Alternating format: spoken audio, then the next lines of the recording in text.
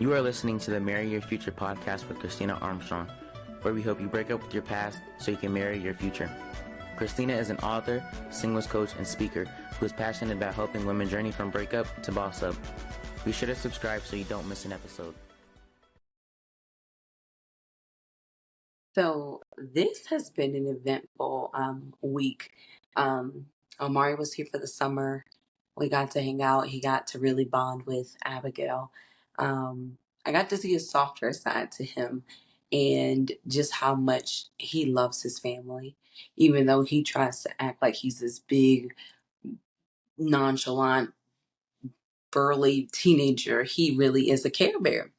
And so he wanted to stay for Abigail's birthday celebration.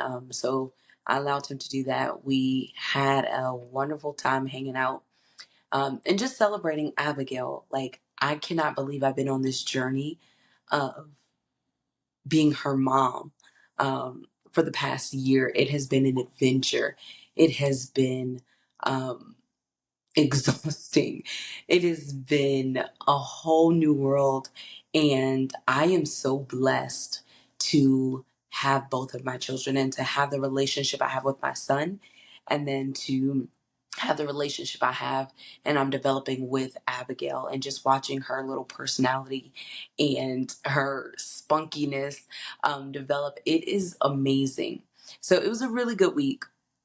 It was exhausting because she's teething, and just trying to find a balance of doing what's right, and not over medicating, trying to do some natural remedies, trying to find my balance, what's my comfortable area to live in with her.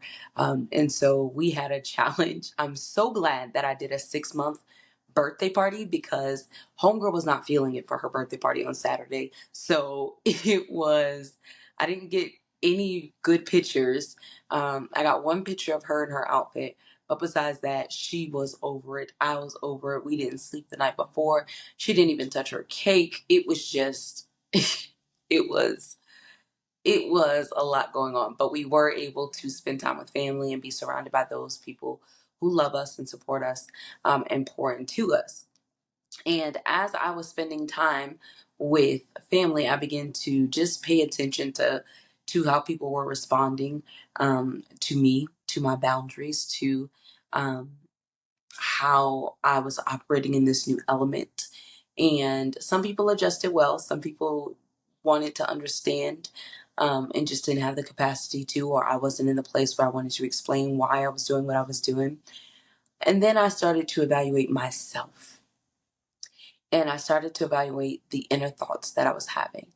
And I started to evaluate how often I was going to a negative um, mindset or a negative outcome when anything would rise up. And my son, he doesn't realize it, but he operates in the prophetic. And so I've learned to kind of listen when he just says stuff out of the blue. I'm like, And he wanted to just have a bonding night. So he was like, Mom, let's watch the new Avengers. Cool. All right. So we sit down and we turn on Thunderbolts. And my son jokes because I can get a revelation watching any. I mean, I don't had revelations watching Twilight. I can get a revelation. The Lord speaks to me through movies. And so we're sitting there watching Thunderbolts, and I begin to just see the message but that God is trying to speak to me. And it was really all about shame, and what shame does, and what condemnation does, and what self-doubt does. And so Void, one of the characters in the picture, he has a terrible past. He comes from an abusive household, was on drugs, just trying to find himself. And he literally signs up for this experimental drug that's supposed to make him better, make him a better human, make him a better person, yada, yada, yada. The experiment is so heavy that everybody dies. All the test subjects die. So Bob, essentially is his name. They think that Bob is dead. Well, come to find out, the experiment worked for Bob. He now has these super abilities. And his ability is he creates a void wherever he goes. He can create a void wherever he goes. So if someone's shooting at him, he just points to them, boom, They just turn into a dark shadow. And that person doesn't die, but they go to a memory, a past memory, and they live there. And it's in this movie that I'm watching. Number one, Bob discover who he is, discover the abilities that he has. But also I'm watching as there's a scene in the movie where he literally finds himself in the darkness, finds himself in the shadows. And the other members of the Thunderbolts, you gotta watch it. I'm not gonna ruin the whole movie for you, but the other members of the Thunderbolts, one of them goes after Bob. And as she goes after Bob, she's going through and she's living in all of her past history, all of her past experiences, all of the childhood trauma, the torture. She's like watching it play out. She gets to Bob, and Bob is sitting in a room, and he's like, "This is the safest place I can be."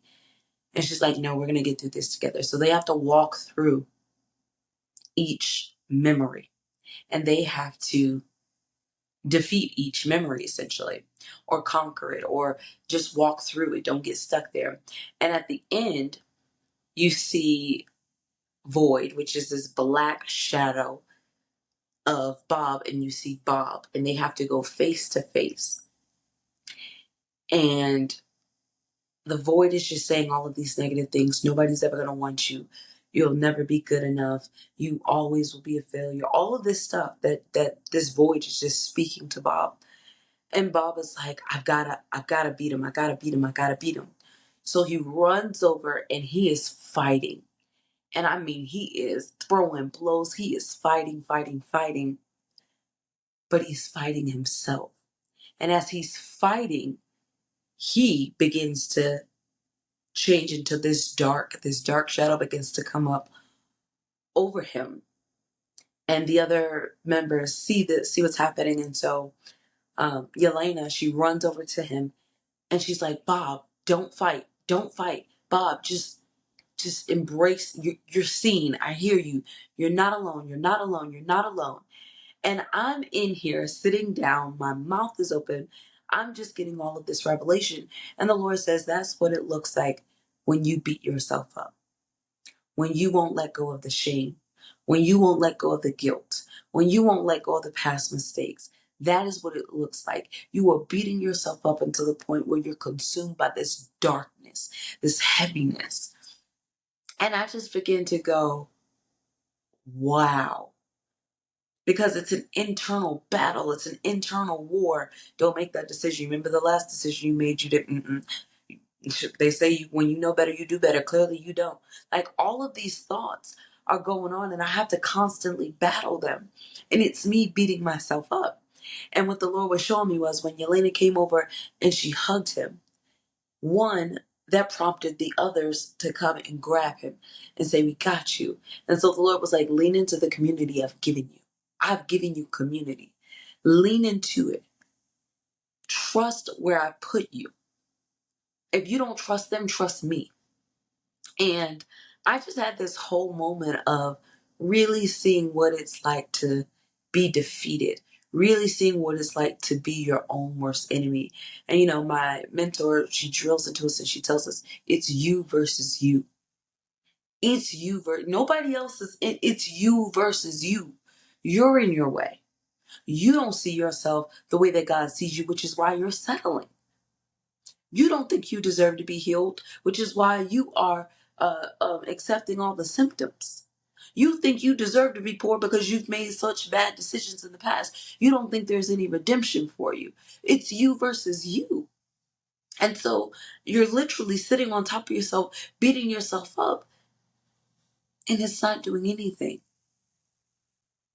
And so I had to take a step back and I had to go, okay, that's what it looks like.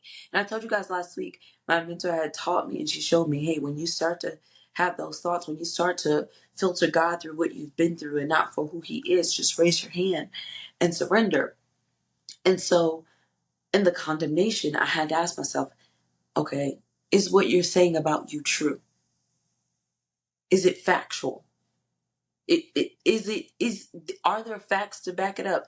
You have not always been the best at making decisions. Is that factual? Absolutely. But guess what? I'm partnered with Christ. Guess what? There's forgiveness in him. And how dare I not forgive me and he's forgiven me? That torment, that war that's inside of me, forgive 70 times 70. That includes me. I deserve forgiveness 70 times 7. I deserve it. I deserve grace. I deserve mercy. Not because of anything that I've done, but because God says I can have it.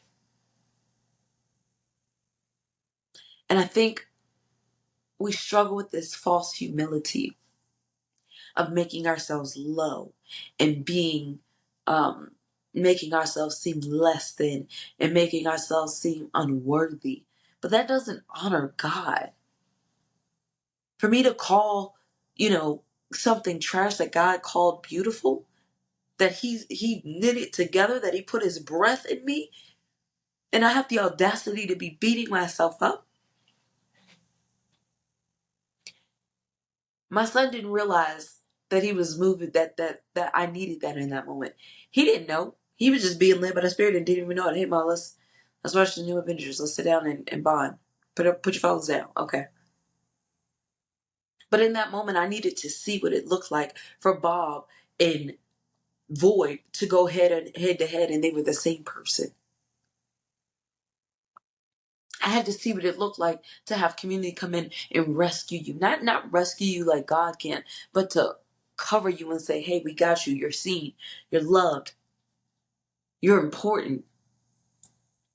This past year has been one of the past 2 years have been just two of the hardest years of my life. Just with transitions, things not going the way I thought they would go. People just not being who I thought they would be. Raising Abigail, having being separated from my family, and it's like, well, okay, we'll move. But I'm so invested in being who God called me to be. I'm so invested in doing what He called me to do. I'm okay being uncomfortable. There's been so much transformation in these past 2 years. I never would have had this level of awareness. I never had this level of awareness 3 years ago. I didn't know that I struggled with anxiety. I didn't know that fear and condemnation were big things that I needed to conquer. I didn't know that past sexual abuse had so many layers to it and that I was hidden and I was being my own protector. It wasn't until I was separated. I didn't know that I was using food to cover and to hide. I didn't know. But it wasn't until I was separated. I didn't know how much of a poor man's mentality I was operating in until I was separated. The other week, a couple weeks ago, the Lord told me, He said, Christina, you are so powerful. I made you in my image. The life that you are living is because you imagine it. You imagine the wilderness to be hard. You imagine it to be a deficit. So you're getting what you imagine. But you are so powerful. I made you in my image. If you dare to dream bigger, it'll happen. If you dare to go past what you think, I got you. And I had to sit and I had to repent because I was like, God, I haven't been a good witness to who you are. I've been doing that false humility thing where it's like, whoa, I'm in a wilderness. I'm struggling. I'm character development. I'm learning who God is and who He isn't. Yeah, I am. But I don't have to be poor to do that. I don't have to be sick to do that. I don't have to be angry and unhealed to do that. No, I get to experience God by tasting and seeing who He is. I get to experience Him by leaning in. I get to experience Him by digging into His Word and saying, show me you.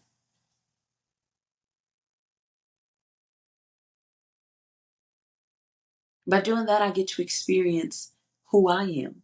I get to learn who Christina is. I get to learn what boundaries I have. I get to learn what I'll say yes to and what I'll say no to. I get to learn what I want and the motives behind it. I've learned that a lot of my decisions have been based out of fear and not feel like, oh, I'm scared. Some of it has been, oh, I'm scared to make a decision because of fear and condemnation. But some of it has been fear of success. Some of it has been, oh, what if this What if I am who God says I am? What if I am called to do what God says I'm called to do? And then as I have those thoughts, the shame begins to come up. Well, you remember you did that. Remember you chose wrong. Remember remember. You remember that? You remember you had egg on your face? You remember you said God said and it didn't look like God said and you still wait for that, remember? And the shame and the guilt and the heaviness of the failures try to weigh me down like bricks. And I try to hold on to those feelings because I feel like I deserve it. And God is like, I freed you from that, boo. I forgave you for that. Honey, you are chosen. Honey, you are beautiful. Honey, you are the light. Honey, I love you. How dare I disagree with the God of the universe? How dare I disagree with the God who knitted me together in my mother's womb? How dare I disagree with the God who knows where the snow is stored and the hail is stored? How dare I disagree with the God who knows where lightning comes from? How dare I disagree with the God who separates the fresh water from the salt water? How dare I disagree with the God who gave the ocean a boundary and it still doesn't cross it? At his word. How dare I disagree with a God who set the seasons in play? How dare I disagree with a God who set the stars, the moon, and the sun in the sky? How dare I disagree with a God who gave his son for me, who chose me? By agreeing with the shame, by agreeing with the fear, by agreeing with the condemnation, by agreeing with the failures, I'm saying, God, Jesus, what you did wasn't enough. I need to be punished. It's almost like people who cut, they need to feel something. They need to feel the pain. It's like I've been doing that to myself subconsciously. I need to struggle to feel like I earned it. That's ghetto. That's ghetto. I live in a new covenant. And so this week has been a week of revelation, a week of eye-opening revelation of who I am and whose I am. And it's never ending. I'm doing a lot better because before I would come up here and I would think that I was talking to you, but I'm talking to me. And if you happen to get something from it, fantabulous. But this is for me. I'm breaking up with the shame. I'm breaking up with the guilt. I'm breaking up with the perfection. I'm breaking up with the performance. I'm breaking up with the condemnation. I'm breaking up with the failures. It's me. It's me, Mario. It's me, literally. Looking and seeing that you're the problem is not an easy pill to swallow. But it's in doing that and being honest, goes back to what we always say. God can't heal who you pretend to be. So it's time we stop pretending. It's time we start being honest. And it's time we start healing. What do you need to break up from? Maybe it's not shame. Maybe this is not your battle. Maybe you've conquered that. Maybe it's something else. Maybe it's fear of man. Maybe it's fear of being alone. Maybe it's fear of being poor. Maybe you're a workaholic and you're working because you're trying to make sure you never feel how you felt when you were growing up because you had to struggle. I don't know what it is, but I know it's time that we agree with God. I know it's time that we say yes to what he says yes to, say no to what he says no to. And it's time that we think about ourselves the way that he does. Until next time. Peace. We hope you enjoyed this episode. Be sure to check out the website at itschristinaarmstrong.com for more content. And remember, God can't heal who you pretend to be. It's time you break up with your past so you can marry your future.